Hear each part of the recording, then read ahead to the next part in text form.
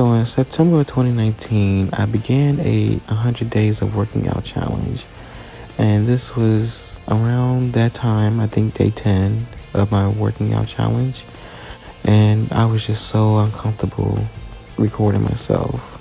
I don't have a lot of footage of me working out back in the day because I was just so uncomfortable, very.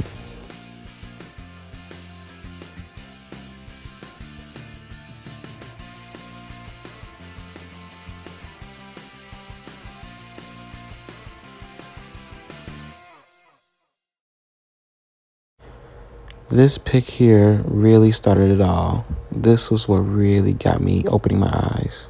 It really opened my eyes for real. So I started the 100-day workout challenge and knew I was really motivated to just change my lifestyle.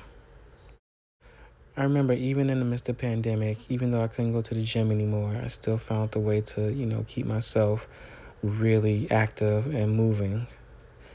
So I did like a circuit, sessions of workouts. So in the circuit, there's like 4 or 5 workouts that you repeat 3 to 4 times. So for this particular session, it was 3.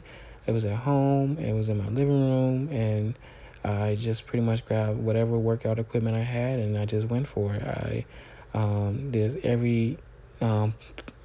pretty much every part of the body. I targeted every major section that I like to work out on. So here I'm doing abs. Here you see me doing legs with the donkey kicks.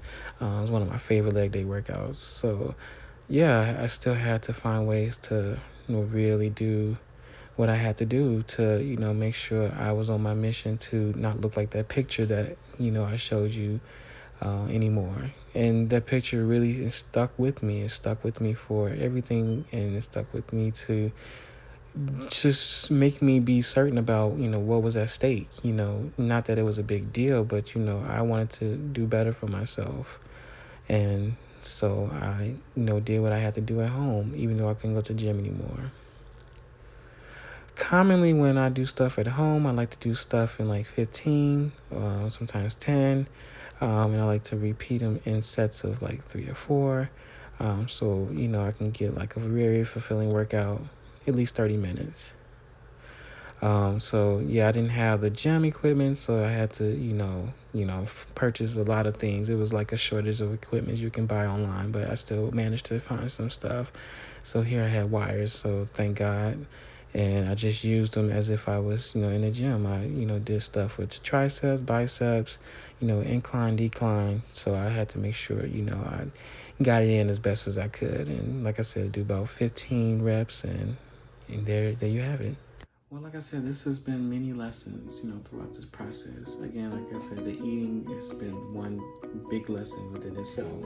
The reason why I started this journey, and I'm going to be transparent as possible, is because I was diagnosed with prediabetes.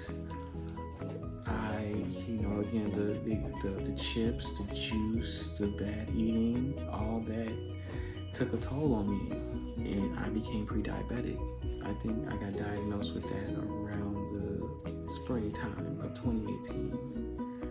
The eating, again, took its toll on me, and I had lost control of myself, and this happened.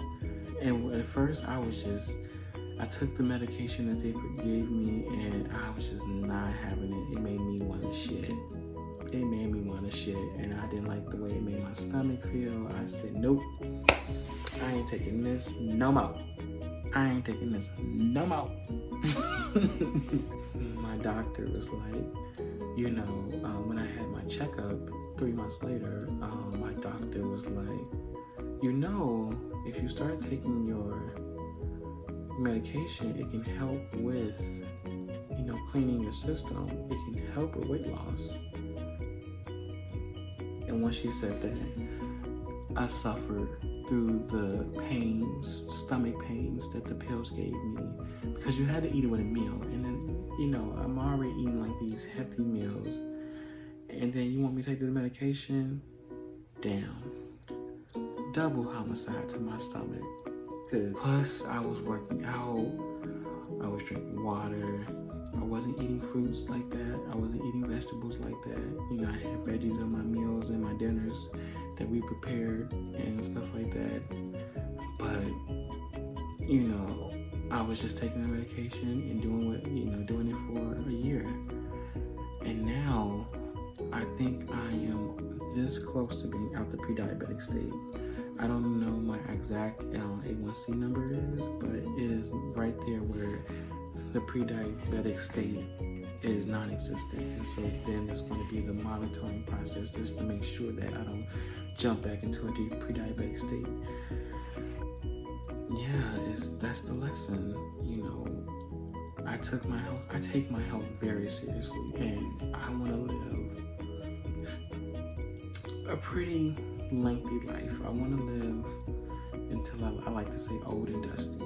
I want to live until, you know, I'm like 90. And so in order to do that, I have to, you know, keep watching my health. And part of that is because genetically I feel I want to be a big person. I'm a big person by genetics, so you know, I have to work twice as hard to sort of like get weight off of me, and you know, or I have to work twice as hard to, you know, get to where I want to get on a health level. And just two folds. I'm grateful, and I'm also, you know, was a little scared, you know, about the pre-diabetic state and diagnosis. You know, I'm grateful that it happened to me because it opened my eyes, but I'm, you know, terrified that, you know, things can, you know, the medication can stop working, and, you know, I'll really have to monitor my eating, and, you know, people die of diabetes, and I don't want to be that person who died of diabetes. Like, that's just, I want to say it like that because that sounds a little insensitive to people who are diabetic. But, you know, for myself, I want to just make sure I'm, you know, healthy and I'm doing good. You know, I don't want to, you know, have that worry on the back of my shoulder. I don't like worrying about, you know, my health. You know, I know we're all going to die someday, but it's just like, I don't want that worry. I don't want my health, you know, leaning me on my shoulder. Just, you need to eat healthy and you need to eat broccoli. Don't eat that pear chips or the broccoli. Shut up. Oh, okay. That's the biggest lesson that I was, you know, I can say I was taught throughout this process. Yeah. And now 2 years later, here we are. On the road to the gym, as you can see. Excited. Trying to change the format a little bit. You know, I'm about to show you all some specifics of workouts I like to do.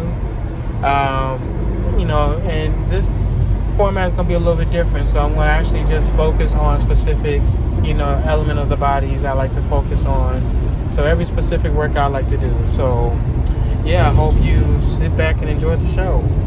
All right, let's get into it. Get into it, yeah.